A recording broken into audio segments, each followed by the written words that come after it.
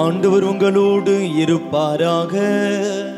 உம்மாத்மாவோடும் இருப்பாராக.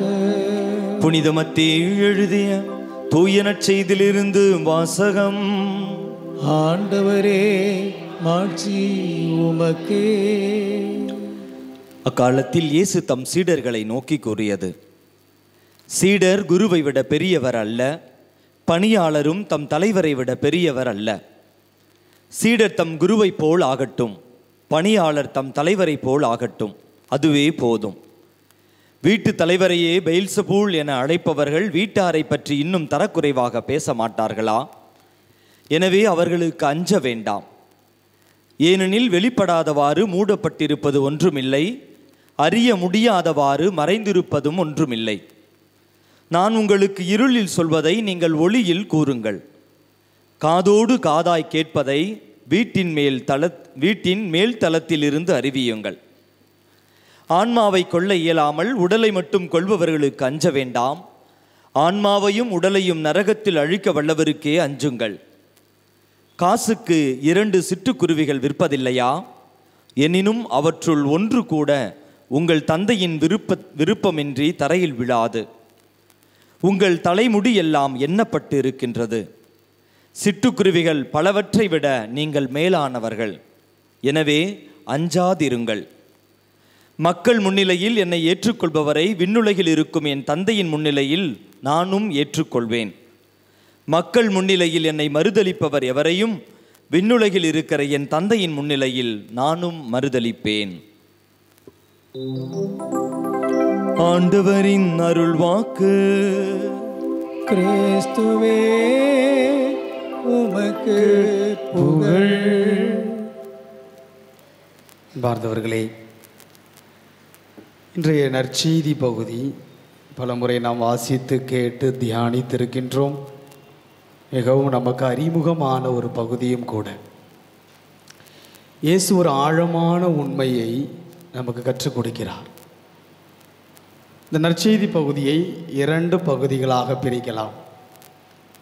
யாருக்கு அஞ்ச வேண்டும், யாருக்கு அஞ்ச வேண்டியதில்லை.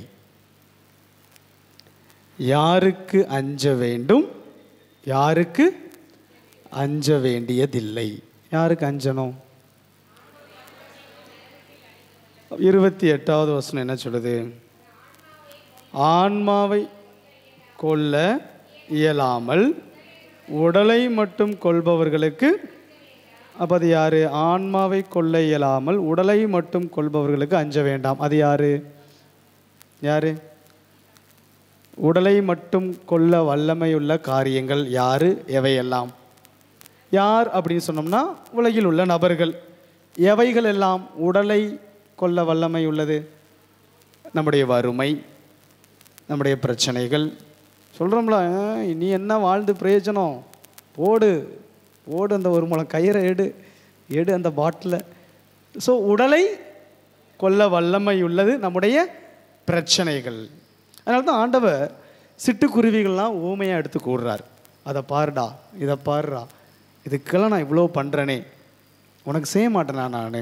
இதோட விரிவாக்கம் தான் நம்ம எங்கே வாசிப்போம் அப்படின்னா, லூக்கா நற்செய்தி 12வது அதிகாரத்துக்கு அப்படியே வாங்க. லூக்கா நற்செய்தி 12வது அதிகாரம் 22வது வசனத்திலிருந்து 34வது வசனம் வரை வீட்டில் போய் வாசிக்கணும். இயேசு மிக தெளிவாக சொல்வார், நீங்கள் இவற்றுக்கெல்லாம் பயப்பட வேண்டாம். லூக்கா நற்செய்தி 12வது அதிகாரம் 22லிருந்து 34 வரை. இவையெல்லாம் ஆன்மாவை கொள்ளாமல் எதை கொள்ளுமாம்? உடலை மட்டும் கொள்பவைகள். இன்னும் சுருங்க சொல்லணும் அப்படின்னா, உணவு, உடை, இருப்பிடம், இவையே பற்றிய பிரச்சனைகள் உன்னை கலங்கடிக்க வேண்டாம். உணவுக்காக பிரச்சனை ஆகாத, கவலைப்படாத, பயப்படாத. உடைகளுக்காக பயப்படாத, இருப்பிடத்திற்காக பயப்படாத. இன்றைக்கு நம்ம ஓடுற ஓட்டம் எல்லாம் இதை 3ஐ சார்ந்தது தான். நம்முடைய பிரச்சனைகள் எல்லாம் இதை 3ல் ஏதாவது ஒன்றா இருக்கும். ஆண்டவர் சொல்கிறார், அதுக்கு நீ பயப்படாத, அதற்கு நீ அஞ்சாதே. நீ யாருக்கு அஞ்ச வேண்டும் என்பதை நான் உனக்கு சொல்கிறேன். 28வது வசனம் என்ன சொல்லுது? ஆன்மாவையும் உடலையும் நரகத்தில் அழிக்க வல்லவருக்கே. ஆன்மாவையும் உடலையும் நரகத்தில் அழிக்க வல்லவர் யார்? லூக்கா நற்செய்தி 12வது அதிகாரம் 5வது இறை வார்த்தை. லூக்கா நற்செய்தி 12:5. நீங்கள் யாருக்கு அஞ்ச வேண்டும் என நான் உங்களுக்கு எடுத்து கூறுகிறேன். கொன்ற பின் நரகத்தில் தள்ள அதிகாரம் உள்ளவருக்கு அஞ்சுங்கள். ஆம். அப்போ ஒரு கேள்வி கேட்கப்படுகிறது. அங்க கொன்ற பின் ஆன்மாவையும் உடலையும் நரகத்தில் தள்ள. கொன்ற பின் அப்போ கொலை செய்வது யார்? சாவு, கொலை. எடுத்து வாசிப்போம். சீராக் புஸ்தகம் அல்லது சாலமோனின் ஞானம் 1வது அதிகாரம் 13வது இறை வார்த்தை 13-14. சாலமோனின் ஞானம் 13-14. 1வது அதிகாரம். சாவை கடவுள் உண்டாக்கவில்லை, வாழ்வோரின் அழிவில் அவர் மகிழ்வதில்லை. இருக்க வேண்டும் என்பதற்காகவே அவர் அனைத்தையும் படைத்தார். உலகின் உயிர்கள் யாவும் நலம் பயப்பவை, அழிவை தருவது நஞ்சு எதுவும் அவற்றில் இல்லை. ஆட்சி 16வது வசனம். இறை பற்றில்லாதவர்கள் தங்கள் செயலாலும் சொல்லாலும். 2வது அதிகாரம் 23வது இறை வார்த்தை. கடவுள் மனிதர்களை அழியாமைக்கென்று படைத்தார், தம் தொந்த இயல்பின் சாயலில் அவர்களை உருவாக்கினார். ஆனால் அழகையின் பொறாமையால் சாவு. அப்போ கொலை செய்வது யார்? அழகையின் சும்மா அழகை அப்படின்னா பாவம் வெளியில் உட்காந்துக்கிட்டு இருக்குது, என்னையே சொல்லிகிட்டு இருக்கு அப்படின்னு சொல்லும். வேற ஒரு வார்த்தையில் சொன்னோம் அப்படின்னா பாவம். அப்போ கொலை செய்வது யார்? கொலை செய்வது யார்? யாரு? வச்சுக்கிட்டு இருக்கிறத சொல்லுங்க. பக்கத்து வீட்டுக்காரி பாவம் கிடையாது. யாருடைய பாவம்? எஸ். அப்போ ஆன்மாவையும் உடலையும் கொலை செய்ய வல்லமை யாருக்கு உண்டு? பாவத்திற்கு உண்டு. பயப்படணும். பாவத்திற்கு பயப்படணும். பாவத்திற்கு பயப்படணும். அந்த பாவத்தின் தலைவன் தான் அழகை. அவனுக்கு பயப்படணும். அவருடைய செயல்கள் தான் இன்னைக்கு நம்ம செஞ்சுக்கிட்டு இருக்கிற பாவங்கள். பாவங்களுக்கு பயப்படணும். பாவங்கள் சாவை கொண்டு வரும். பாவம் அழிவை கொண்டு வரும். பாவம் உன்னை கொலை செய்யும். கடவுள் ஒரு நாள் உன்னை கொலை செய்வது கிடையாது. இன்னைக்கு தியானத்தில் காலையில் நம்ம தியானிச்சோம் அல்லவா, அவருடைய இரத்தத்தை கொடுத்து மீட்ட பிள்ளைகள் நாம். எப்படி நம்மளை கொலை செய்வார் அவர்? நமக்காக இறந்த நபர், இறந்த கிறிஸ்து நம்மை கொலை செய்வாரா?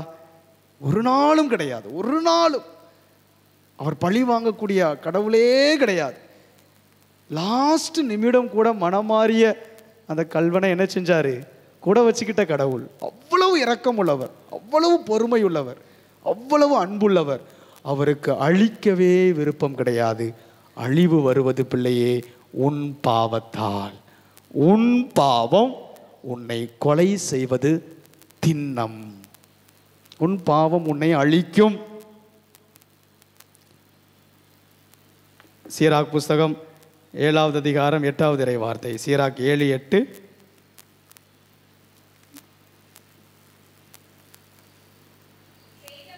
செய்த பாவத்தையே மீண்டும் மீண்டும் செய்யாதே, ஒன்றாவது உனக்கு தண்டனையை பெற்று தரும். இறுதியாக ஒரே ஒரு வார்த்தையை வாசி நிறுத்திடுவோம். ரோமையர் புஸ்தகம் 6வது அதிகாரம். ரோமையர் புஸ்தகம் 6வது அதிகாரம் 23வது இறை வார்த்தை. பாவத்திற்கு கிடைக்கும் கூலி. எஸ். அதனால் அன்பு பிள்ளைகளே, கடவுள் இன்றைய நற்செய்தி வழியாக நமக்கு சொல்லக்கூடிய முக்கியமான 2 ரகசியங்கள். நீ யாருக்கு பயப்படணும்? உன் பாவத்திற்கு நீ பயப்படணும். பாவம் செய்ய பயப்படணும். யாருக்கு பயப்பட வேண்டாம்? உன் பிரச்சனைகளை நினச்சி பயப்படாத. உன் துன்பங்களை நினச்சி பயப்படாத. அதை ஆண்டவர்கிட்ட ஒப்பு கொடுத்துட்டு பேதுரு மாதிரி நிம்மதியாக தூங்கு. ஆனால் பாவம் செய்ய என்ன செய்யணும்? பயப்படணும். Praise the Lord.